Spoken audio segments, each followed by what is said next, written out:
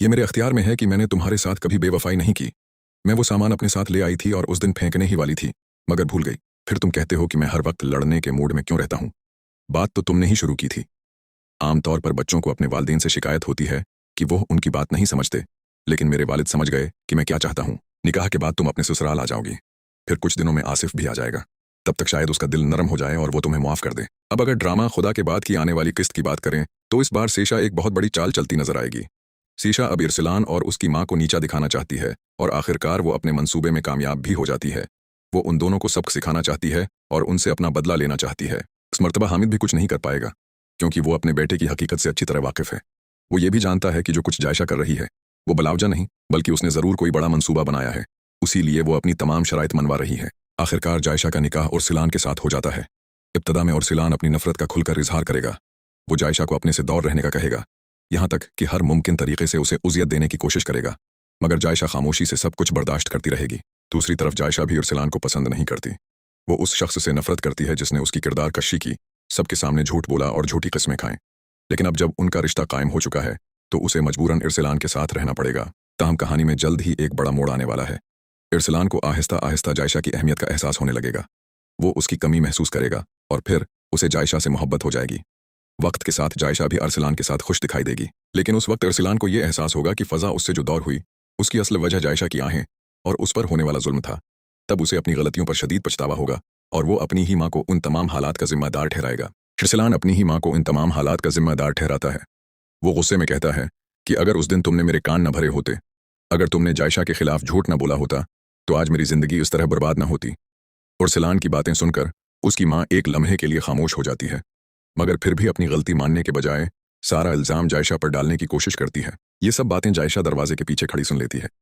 उसकी आंखों में आंसू आ जाते हैं, क्योंकि पहली बार उसे महसूस होता है कि उर्सिलान को अपनी गलतियों का एहसास होने लगा है। मगर वो खुद को संभालती है और खामोशी से वहां से चली जाती है। इधर हामिद भी अरसलान की बदलती हुई कैफियत को महसूस कर लेता है।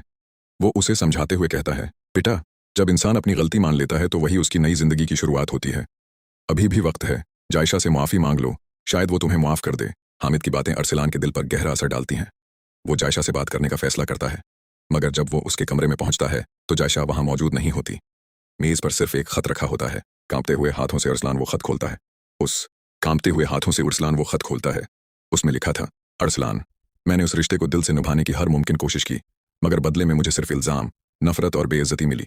मैं तुमसे कोई शिकवा नहीं करती, क्योंकि एक दिन तुम्हें खुद अपनी गलतियों का एहसास हो जाएगा। मैं इस घर से जा रही हूँ ताकि तुम्हें मालूम हो सके कि किसी मुखलिस इंसान को खोना कितना बड़ा नुकसान होता है। खत पढ़ते ही अरसलान की आंखों में आंसू आ जाते हैं। वो एक लम्हा भी ज़ाया किए बगैर जायशा को ढूंढने के लिए घर से निकल जाता है। पूरा शहर छान मारने के बावजूद जायशा का कोई सुराग नहीं मिलता। दूसरी तरफ जायशा एक दरगाह के सहन में बैठी अपने रब से दुआ मांग रही होती है।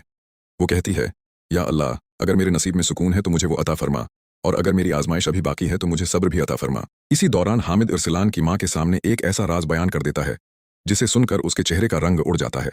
हामिद कहता है, अगर उस वक्त तुमने झूठ न बोला होता तो आज न फ़ज़ा हमसे दूर होती और न ही जायशा इस घर को छोड़कर जाती। ये बातें उर्सिलान भी सुन लेता है। अब उसे यकीन हो जाता है कि जायशा वाकई बेकसूर थी और उसने हमेशा सच का साथ दिया था।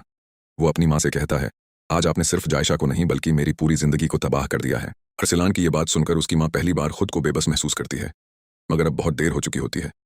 जायशा जा चुकी होती है और इरसलान के पास सिर्फ पछतावा बाकी रह जाता है। दूसरी जानिब सीशा ये सब हालात देखकर मुस्कुरा रही होती है, क्योंकि उसकी चाल कामयाब होती दिखाई दे रही होती है। मगर वो ये नहीं जानती कि जल्द ही उसका अपना एक बड़ा राज सबके सामने आने वाला है, जो न सिर्फ उसकी जिंदगी बदल देगा बल्कि पूरे खानदान को हिलाकर रख देगा। ड्रामा खुदा गवाह की आने वाली किस्त में देखना यह होगा कि क्या अरसलान जायशा को वापस ला सकेगा, क्या जायशा उसे माफ करेगी, और सैशा का वो कौन सा राज है जो सामने आते ही पूरी कहानी का रख बदल देगा। इसी दौरान हामिद कमरे में दाखिल होता है। वो अरसलान को इस हाल में देखकर खामोश हो जाता है।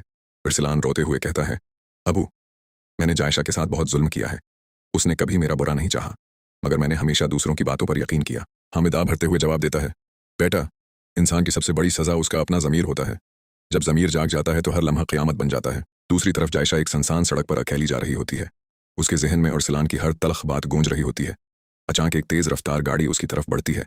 आखिरी लम्हे में एक नामालूम शख्स आकर जायशा को खींच लेता है, जिससे उसकी जान बच जाती है। जायशा हैरत से उस शख्स को देखती है, मगर वो अपना चेहरा छिपाए वहां से चला जाता है। जायशा को एहसास होता है कि कोई खामोशी से उस पर नजर रखे हुए है। इधर सेशा को खबर मिलती है कि जायशा घर छोड़ चुकी है। वो दिल ही दिल में खुश होती है और कहती है, अब इरसलान कभी जायशा तक नहीं पहुंच सकेगा।